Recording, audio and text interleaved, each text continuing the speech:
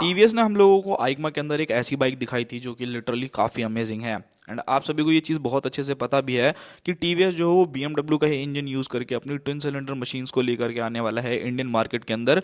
Indian market के अंदर previously कुछ टाइम के अंदर अगर आप देखोगे, सो काफ़ी कंपनीज ने जो है वो 450 सीसी या 500 सीसी के अंदर जो है यानी मिड सेगमेंट के अंदर काफ़ी ज़्यादा पैर जमाए हैं एंड लोगों को ये बाइक्स पसंद भी आई हैं। ऐसा मैं क्यों कह रहा हूँ, अगर आप एप्रिलिया की तरफ से आने वाली एक मशीन को देखते हो यानी एप्रिलिया RS457 जो कि काफ़ी कमाल की बाइक है, काफ़ी अच्छे फीचर्स ऑफर करती है एंड सबसे अच्छी इंपॉर्टेंट चीज़ कि उस बाइक के अंदर आप लोगों को जो पावर देखने को मिलती है, जो फीचर्स मिलती है वो काफ़ी ज़्यादा ज़बरदस्त है। अब ऑब्वियसली इंडियन मार्केट के अंदर अगर आप लोग देखोगे तो 400 सीसी की मशीन्स ऑलरेडी आती हैं जो सिंगल सिलेंडर में आती हैं, बट कहीं ना कहीं लोगों को जो है वो ट्विन सिलेंडर मशीन्स भी जो है वो काफ़ी पसंद आती है। एंड ऐसी ही टीवीएस ने एक अपनी फ्यूचरिस्टिक बाइक को जो है वो हम लोगों को शोकेस किया था। बेसिकली एक कॉन्सेप्ट बाइक थी, बट डेफिनेटली आपको ट्विन सिलेंडर इंजन के साथ जो है ये बाइक देखने को मिलेगी। क्या क्या फीचर्स रहने वाले हैं, कब तक ये बाइक आने वाली है, चलिए उन सभी चीज़ों के बारे में बात करते हैं। अब जो टीवीएस ने हम लोगों को बाइक्स दिखाई थी तो वो रहने वाली थी tangent RR.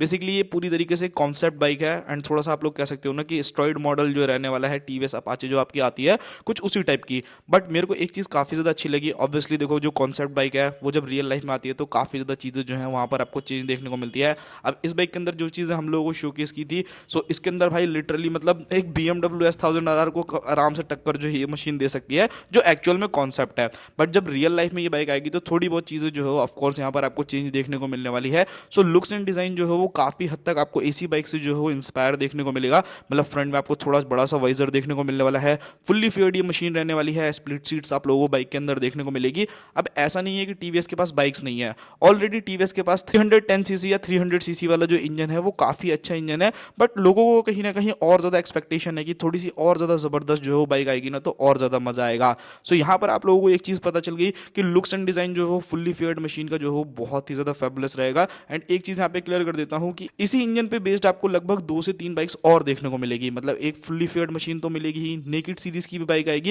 And may be शायद आपको इन फ्यूचर जो है वो एक एडीबी टाइप की भी बाइक देखने को मिले। सो वो एक काफ़ी ज़्यादा अच्छी चीज़ है उन बायर्स के लिए जो टीवीएस की 310 नहीं लेना चाहते, उससे थोड़ा और ज़्यादा जो है पावर एक्सपेक्ट करते हो, तो भाई लिटरली ये मशीन जो है वो अमेजिंग रहेगी। अब मेन क्वेश्चन निकल करके आता है कि आखिर इस बाइक के अंदर इंजन कौन सा यूज़ होने वाला है। सो आप सभी को ये चीज़ पता है कि टीवीएस जो है वो नॉर्टन को भी एक्वायर कर रखा है। सो वहाँ पर क्या है कि वो भी अपनी बाइक्स को लेकर के आ रहे हैं जो कि आपको 2026 के मिड तक जो है या फिर स्टार्टिंग अप्रैल महीने तक जो देखने को मिल जाएंगी। बट इस बाइक के अंदर जो इंजन यूज़ होगा वो भी आप लोगों को ऑलमोस्ट वही इंजन देखने को मिलेगा जो कि नॉर्टन में या जो BMW की आप लोगों की F450 GS आई है ना, वही वाला इंजन जो है यहाँ पर यूज़ होगा। हाँ, थोड़ी बहुत ट्यूनिंग जो है वो ज़रूर चेंज हो सकती है। इस बाइक के अंदर आपको लगभग 450 सीसी का पैरेलल ट्विन इंजन मिलेगा जो कि BS6 कंप्लाइंट इंजन रहेगा। FI लिक्विड कूल्ड, मतलब ये सभी चीज़ें जो है ऑब्वियसली आप लोगों को यहाँ पे मिलेगी। ट्विन सिलेंडर मशीन है तो भाई यहाँ पर आपको जो है एक परफॉर्मेंस ओरिएंटेड बाइक मिल रही है। सो फीचर्स भी जो है वो आपको एडवांस लेवल के ही मिलने वाले हैं। तो एक चीज़ जो मुझे काफ़ी ज़्यादा अच्छी लगी कि पावर परफॉर्मेंस जो है वो बहुत ही ज़्यादा ब्रिलियंट रहने वाली है इस मशीन की। एंड अब मुझे लगता है कि टीवीएस को अगर आप लोग वैसे देखोगे तो काफ़ी अच्छा टक्कर देता है भाई काफ़ी सारे ब्रांड्स को। लुक्स एंड डिज़ाइन फीचर्स तो मुझे लगता है कि KTM भी फेल है भाई, ऐसे ऐसे फीचर्स आप लोगों को ऑफर करता है अपनी मशीन्स के अंदर। सो मेरा मानना यह है कि कहीं ना कहीं ये बाइक जो है अप्रिलिया RS457 को भी बहुत अच्छी टक्कर दे सकती है। नाउ फीचर्स के बारे में बात करते हैं कि इस बाइक में आखिर फीचर्स कौन कौन से आने वाले हैं। तो उससे देखो, बेसिक फीचर्स तो आपको टीवीएस हमेशा से ऑफर करते आया है। नॉर्मल भी बाइक्स देखोगे तो उनमें भी बहुत अच्छे फीचर्स मिलते हैं। इवन RR310 को भी देखोगे तो वो तो माइंड ब्लोइंग है भाई, मतलब क्रूज कंट्रोल लो, ट्रैक्शन कंट्रोल लो, व्हीली कंट्रोल लो, कुछ भी नहीं छोड़ा उन लोगों ने। सो इस मशीन के अंदर भी आपको अच्छे खासे फीचर जो है वो ऑफर करने वाली है। यहाँ पर आपको बाइक के अंदर ऑल LED सेटअप जैसी चीजें, drag control, Bluetooth connectivity, slipper clutch, traction control, quick shifter, cornering ABS, dual channel ABS, hazard light, TFT display, ये सारे के सारे फीचर जो है वो हमें देखने को मिलेंगे। अब जो आपकी टेंजेंट है ना, जिसके अंदर आप लोगों को कॉन्सेप्ट में दिखाया था, उसमें आप लोगों ने मीटर जो देखा होगा वो आपको ना राउंड टाइप में देखने को मिल रहा है। एंड स्विचेस अगर आप देखोगे तो कुछ MotoGP की जो बाइक्स आती हैं उस टाइप के स्विचेस मिल रहे हैं। सो ऑब्वियसली यहाँ पर ये स्विचेस का जो है यूज नहीं किया जाएगा।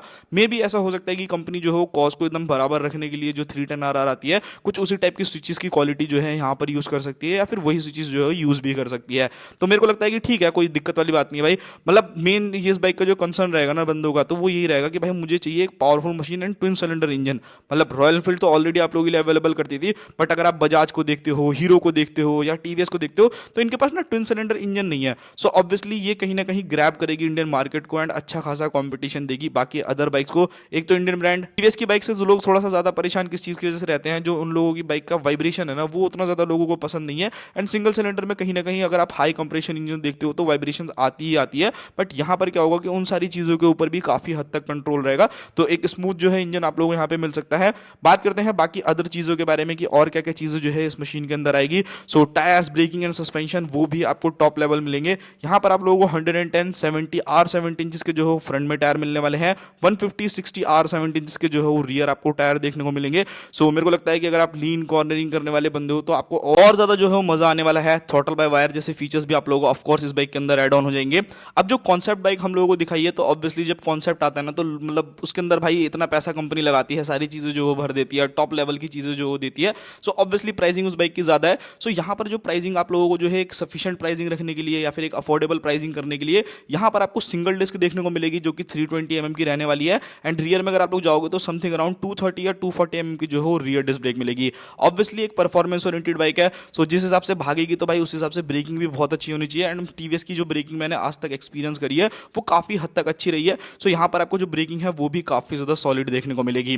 बात करते हैं अब इस बाइक के सस्पेंशन के बारे में। सो इस बाइक में कोई दो राय ही नहीं है भाई, टेलीस्कोपिक ऑब्वियसली आप लोगों को नहीं मिलने वाला। यहाँ पर प्रॉपर जो है यूएसडी सस्पेंशन, अब डिपेंड करता है कि यहाँ पर आपको 37 mm का यूएसडी देखने को मिलेगा या 41 या फिर 43 mm का, बट एक्सपेक्ट मेरे को लगता है या तो 41 mm का या फिर 43 mm का ही जो है यहाँ पर टीवीएस यूज करने वाली है इसके अंदर यूएसडी सस्पेंशन। एट रियर में अगर आप लोग जाओगे तो वहां पर आपको मोनोशॉक एब्जॉर्बर मिलेगा, वो तो डेफिनेटली आप लोगों को मिलेगा ही मिलेगा। हाँ, यहाँ पर एक चीज जरूर है, अब देखना ये होगा कि अगर आप नॉर्मल इनकी सेगमेंट्स की बाइक देखोगे जो 310 आती है, उसमें बीटीओ वर्जन आता है, जो मुझे लगता है कि ये काफी अच्छी चीज करी है। जिन कस्टमर्स को उन सारे फीचर्स की जरूरत है वो एक्स्ट्रा पैसे देके ले सकते हैं, जिनको जरूरत नहीं है तो आप स्टॉक बाइक जो है वो भी खरीद सकते हो। सो अगर ये चीज इस बाइक के साथ भी कर दिया, लाइक एडजस्टेबल सस्पेंशन जैसी चीज आपको ऑफर कर रहे हैं, ब्रास कोटेड चेन अगर आप लोगों को ऑफर कर रहे हैं, एंड उसके लिए अगर आपको ये कंपनी देती है कि भाई हाँ स्टॉक लेना चाहो तो स्टॉक भी ले सकते हो, एंड अगर आपको अलग से फीचर्स चाहिए या फिर अलग से फीचर एड ऑन कराना चाहते हो सो आप पे करके जो ले सकते हो, तो वो एक और ज्यादा बेस्ट चीज हो जाएगी।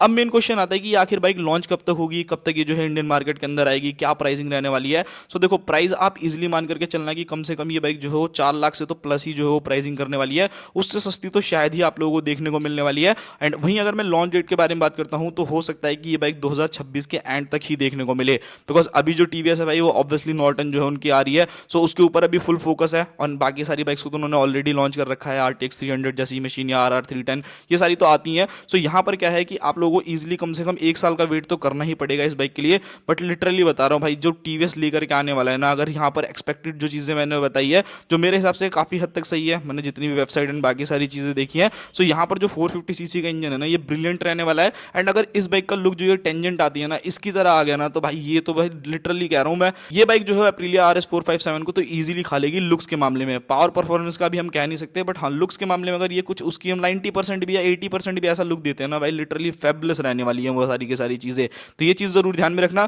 कंपटीशन में बात की जाए तो यामाहा की R3 रहेगी, निंजा 300 हो गई, निंजा 500 हो गई, अप्रिलिया RS 457 जो है वो रहने वाली है। एंड BMW भी जो है वो फुल्ली फेयर्ड मशीन लाएगा, ऑब्वियसली भाई फुल्ली फेयर्ड मशीन आप लोगों को देखने को मिलेगी सेम वही BMW के इंजन पे, तो वहां पर कहीं ना कहीं ये बाइक जो है अच्छा खासा कंपटीशन देगी। ये था पूरा का पूरा वीडियो, आई होप आप लोगों को वीडियो पसंद आया होगा। एंड आपके क्या थॉट प्रोसेस है एंड आप टीवीएस से क्या एक्सपेक्ट करते हो आप वो जरूर बताना। क्या आप लोगों को बिल्कुल सेम टू सेम ऐसी बाइक चाहिए या कुछ हट करके चाहिए, वो सारी चीजें जो है आप मुझे कमेंट बॉक्स में बताना। बाकी मिलते हैं किसी और नेक्स्ट वीडियो में, तब तक के लिए बाय बाय।